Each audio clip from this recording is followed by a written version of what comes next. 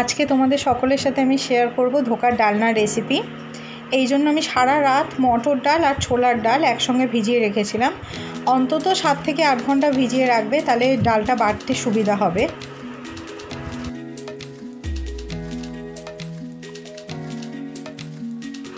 চেষ্টা করবে একদম জল অ্যাড না করে বাটার। আমি ডালটা নিয়ে নিচ্ছি, এর সঙ্গে আমি আদা আর কাঁচা লঙ্কা একসঙ্গে দিয়ে ডালটা ভালো করে বেটে নেব।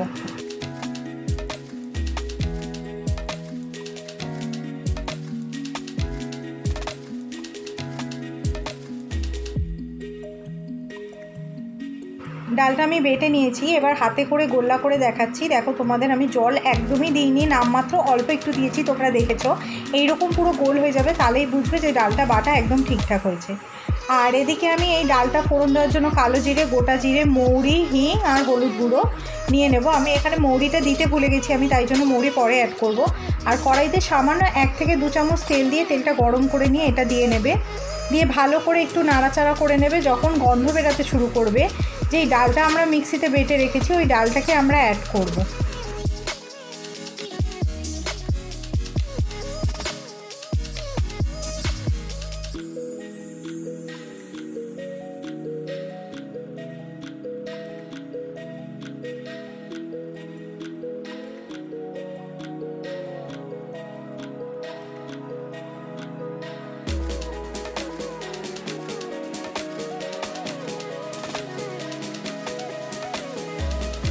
পরিমাণ মতো নুন চিনিটা আমি এই সময় দিয়ে দেবো। আর আমাদের প্রধান উদ্দেশ্য হবে ডালের মধ্যে যে এক্সট্রা থাকা জলটা আছে ওটাকে টানানো।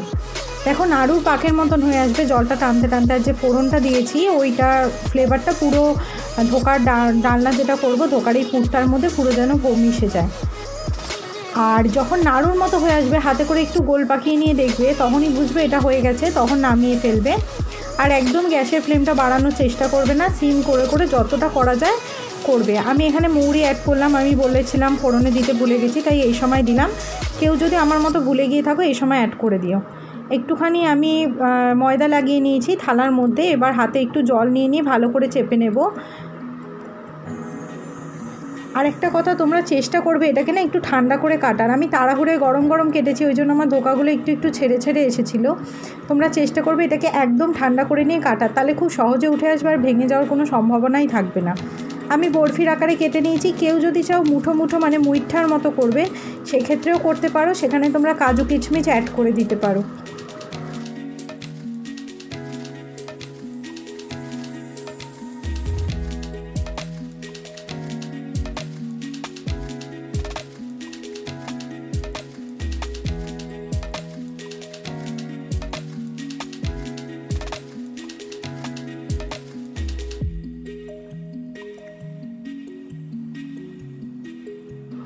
আগে থেকে বলে রাখি, কড়াইতে আমি নুন, চিনি আর একটু হিং দিয়ে জলটাকে ফুটিয়ে গরম জল করব। কেউ যদি মনে করো এই স্টেপটাকে অ্যাভয়েড করবে তো অ্যাভয়েড করতে পারো। আমি এই স্টেপটা কেন করছি পরে তোমাদের সঙ্গে শেয়ার করব। ডাইরেক্টও তোমরা ভেজে নিতে পারো, ওই রেসিপিও আমি করি, ওটা আমি পরে আমার চ্যানেলে আপলোড করব। বাট এইটা আজকে আমি আপলোড করেছি, এটার রিজনটাও আমি তোমাদের সকলকে দেখাবো। যখন জলটা ফুটতে শুরু করবে, যে ধোকাগুলো আমরা করে রেখেছিলাম, বারবার বলছি ঠান্ডা করে চেষ্টা করবে করার। আমারটা গরম ছিল বলে হালকা হালকা ছেড়ে এসেছিলো। ঠান্ডা করে করবে, তাহলে ছেড়ে আসার সম্ভাবনা অনেক কমে যাবে। এই ধোকাগুলোকে এখানে দেবো, ফুটে গেলে একটা একটা করে নামিয়ে দেবো। ধোকা ভেঙে যাবে না, বরঞ্চ এতে ধোকাগুলো খুব সলিড হয়ে যাবে। আর কেন করছি সেটা আমি তোমাদেরকে পরে দেখাবো। ভেজে রাখা ধোকার সঙ্গে এই ধোকার টেস্টটা অনেকটা ডিফারেন্স পাবে তোমরা। একটু হয়তো গ্যাস নষ্ট হবে, কিন্তু ডিফারেন্স দুটোর মধ্যে পাবেই পাবে।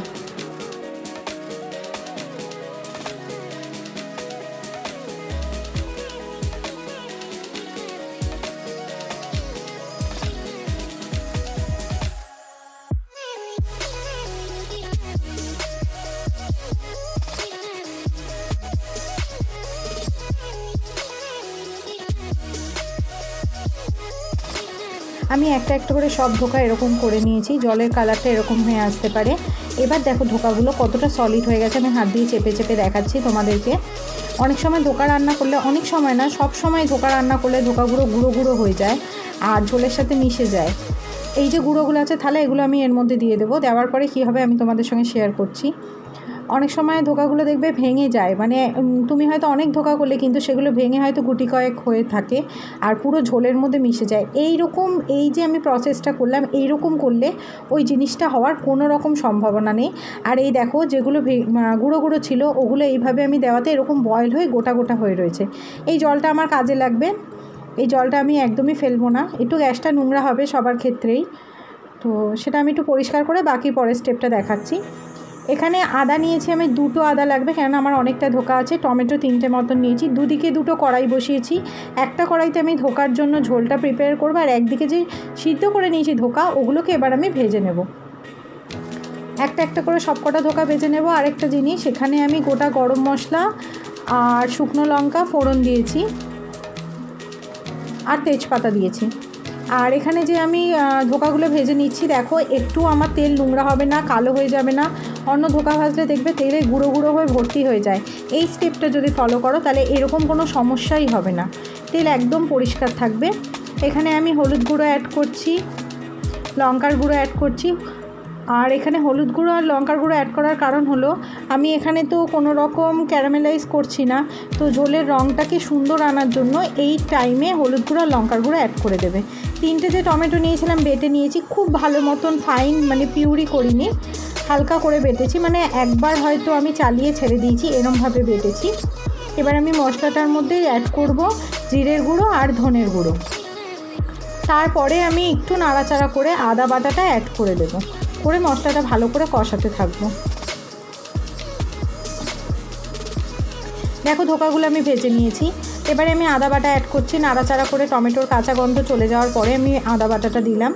দেখতেও পাচ্ছ সাইড থেকে কিছুটা তেলও ছেড়ে এসেছিলো, এরকম সময় আদা বাটা দিলাম। আদা বাটা দিয়ে আবার আমি কষাবো।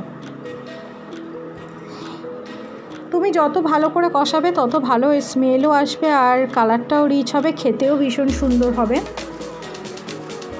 অনেকেই তো ভেজে ধোকা করেছো, একবার এই প্রসেসটা অ্যাপ্লাই করে দেখো। ধোকার ক্ষেত্রে হয়তো অনেকটা সময় সাপেক্ষ হয়, কিন্তু দুটো ধোকার মধ্যে ডিফারেন্স পাবে। কেউ যদি মনে করো কাজু, চালমগজ আর কিচমিচ পোস্ত বাটা দিয়ে এই ধোকার গ্রেভিটা করবে, সেইটাও করতে পারো। আমি গরম মশলার গুঁড়ো অ্যাড করলাম, তোমরা চেষ্টা করবে শাহি গরম মশলার গুঁড়ো অ্যাড করার। আমার কাছে ছিল না তাই আমি এই গরম মশলা গুঁড়োটা অ্যাড করেছি। শাহি গরম মশলা গুঁড়োটা অ্যাড করলে ফ্লেভারটা আরও ভালো আসবে রান্নায়। ভালো করে নাড়াচাড়া করে নিচ্ছি। যখন নিচটা লেগে লেগে আসবে, কষে তেল ছাড়তে শুরু করবে, তখন আমি যে জলটার মধ্যে ফুটিয়েছিলাম এই জলটা অল্প অল্প করে অ্যাড করব, একসঙ্গে সবটা অ্যাড করব না, অ্যাড করব আর কষাবো। এরকমভাবে জলটা আমি অ্যাড করব।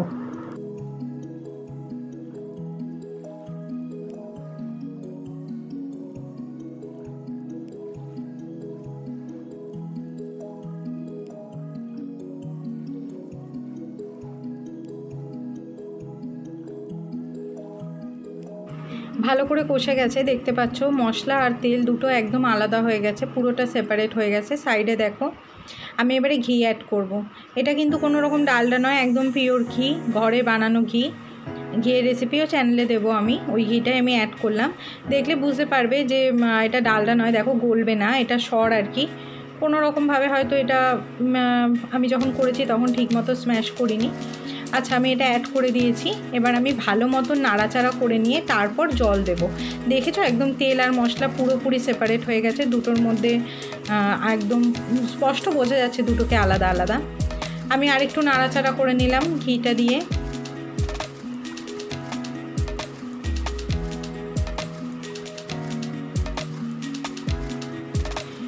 বাকি যে জলটা ছিল ওটা অ্যাড করব। আমি তোমাদেরকে দেখাচ্ছি এই যে ধোকাগুলো এরকম গোটা গোটা আছে। যখন আমার ঝোলটা হয়ে যাবে, এতক্ষণ ধরে ফুটবে আলুটা সিদ্ধ হতে, তখনও এগুলো এরকম গোটা গোটাই থাকবে, একটুও ভেঙে যাবে না।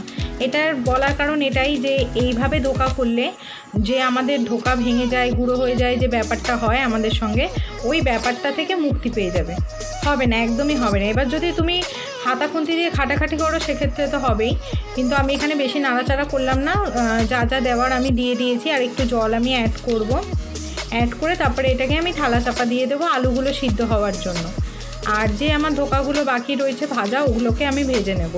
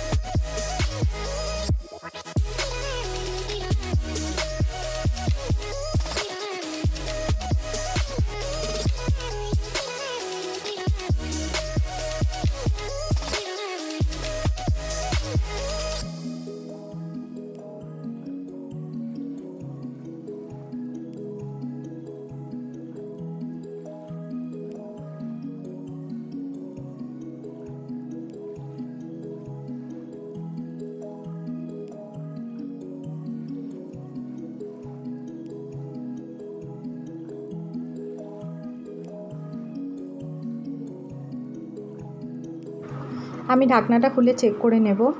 আলুগুলো সব সিদ্ধ হয়ে গেলে আমি এখানে একটুখানি ঘি আর আরেকবার একটু গরম মশলা অ্যাড করে আমি ফ্লেমটা বন্ধ করে দেবো। এই যে আমি যেটা বলেছিলাম যে ধোকাগুলো পুরো গুঁড়ো হয়ে যাবে না, দেখতে পাচ্ছ ওরকমই আছে গোটা গোটা, পুরোটা গুঁড়ো হয়ে যায়নি, ওরমভাবেই ফুটছিল। একটু চেক করে নিচ্ছি আমি চামচে করে, যদি আমার নুন বা চিনি বা কোনো মশলা কম হয়ে থাকে আমি এই সময় অ্যাড করব। কোনো মশলা মানে নুন চিনি অ্যাড করা যাবে, আর কিছু অ্যাড করা যাবে না। আমার নুনের পরিমাণটা কম হয়েছে তাই নুনটা আরেকবার আমি দিয়ে নিলাম। এটা একটু চেক করে নেবে, কারণ যেহেতু এই জলটা আমি দিয়েছি তাই জন্য আমি নুনটা একটু ভয়ে দিয়েছিলাম। এবারে তোমাদের একটা জিনিস আমি দেখাই, এখানে আমি ধোকাটা কোনোভাবে ঝোলে দিয়ে ফোটাবো না, যাকে যতটা ধোকা দেবো, মানে যেহেতু আমি অনেক জায়গায় বাড়ি তাই জন্য তোমরা এগুলোকে ধোকাগুলোকে বাটির মধ্যে বা কোনো একটা থালার মধ্যে পরপর করে সাজিয়ে নেবে। তার ওপর দিয়ে যে ঝোলটা আমার হয়ে গেছে বানানো এইটা আমি দিয়ে দেবো। আর ধোকা যখনই করবে যতটা ঝোল তার থেকে বেশি ঝোল লাগবে, কারণ ধোকার প্রচণ্ড পরিমাণে জল টানে, সেই জন্য এই প্রসেসটা করলে তোমাকে ধোকাটাকে ঝোলের মধ্যে দিয়ে ফোটানোর কোনো দরকার নেই। এবার আমি খালি এগুলোর মধ্যে ঝোল আর আলু অ্যাড করে দেবো। টেস্টের কোনো রকম হেরফের হবে না, যেহেতু এটা আমি সিদ্ধ করে তারপর ভেজে নিয়েছি, খুব তাড়াতাড়ি এটা অ্যাবজর্ব করে নেবে এই ঝোলটাকে।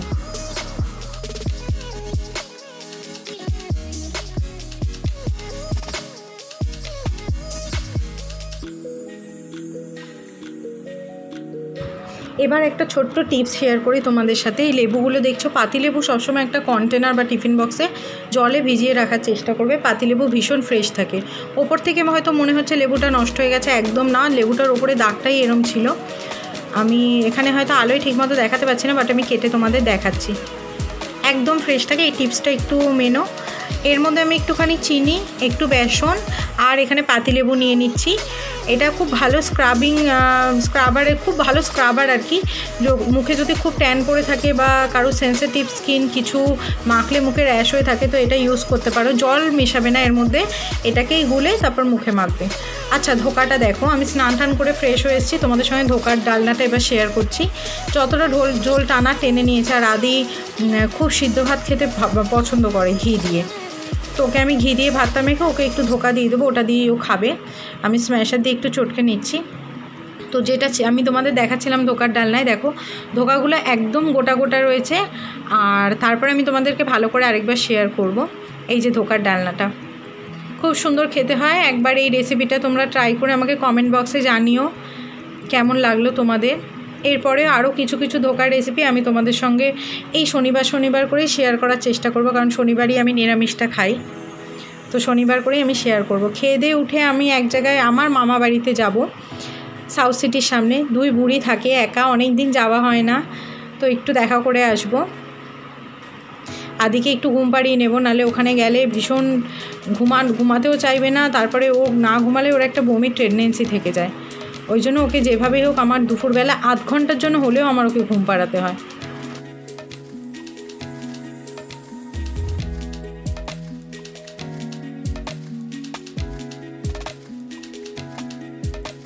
আমি সচরাচর দুপুরবেলা করে ঘুমাই না, একটু পড়তে বসি অথবা এডিটিং ভিডিও এখন এইসবই করি, যেহেতু ভিডিও করছি। যখনই আমি খাটে উঠে বসবো তখনই এদের এই মারামারিটা শুরু হবে, সেটা সকাল হোক কি রাত হোক কি দুপুর হোক। মানে আমি এই খাটে উঠে বসতেই পারি না। এটা হচ্ছে পুটুর বাবা, আর ওকে দেখলে ওটা হচ্ছে দাদু, আর এই সাদা কালো ছোপ মাম্মাম, এটা হলো মা। এবার ওদের মধ্যে মারামারির কারণটা কি বলো তো, আমি কাকে আগে ভালোবাসবো। এবার টফি না খেয়ে উঠে ঘুমাতে খুব ভালোবাসে, ও একদম এসব পছন্দ করে না, ও সরে গিয়ে রীতিমতো ওদের বকছে। ও একটু মানে খাওয়া দাওয়া হবে, তারপরে একটু পা চড়িয়ে ঘুমাবে, এরম ব্যাপার ওর। তো ওকে একটু একজন করে ভালো না বেছে নিলে এই মহাভারতের যুদ্ধটা চলতে চলতে একটা চরম পর্যায়ে চলে যাবে। এইরকম ব্যাপার। আমার কোলে শোবে, যেই ভালোবাসা খাওয়া হয়ে যাবে উঠে যাবে। এবার পুটুকে না পুরো বাচ্চাদের মতন করে ঘুম পাড়াতে হয়। দেখো তোমরা, এই যে কোলে নিয়ে ওকে ঘুম পাড়াবো না, একদম ঘুমিয়ে পড়বে। ওর আবার নেশা কি, ও কী করে, আমার হাতগুলোকে টেনে আমার বুড়ো আঙুলটাকে মুখের মধ্যে ঢোকায়, আর যে বাকি আঙুলগুলো থাকে ওগুলো দিয়ে ওর গলা চুলকে দিতে বলে।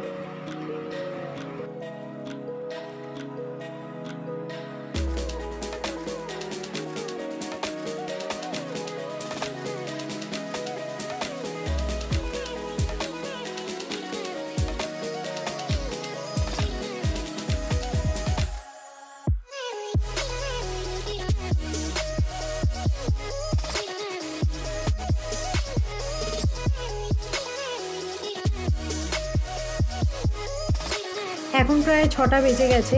তো আদিকে একটু ম্যাগি খাইয়ে নিয়ে যাবো, আর টুকটাক যে কাজকর্মগুলো আছে এগুলো সব সেরে যাব। পুজোও দিতে হবে, দিয়ে তারপরে আমি বেরাবো মামাবাড়ির জন্য। তারপর মামাবাড়ি থেকে এসে রাত্রিবেলা তোমাদের সঙ্গে আর যা বাকি টুকটাক জিনিস আছে শেয়ার করব।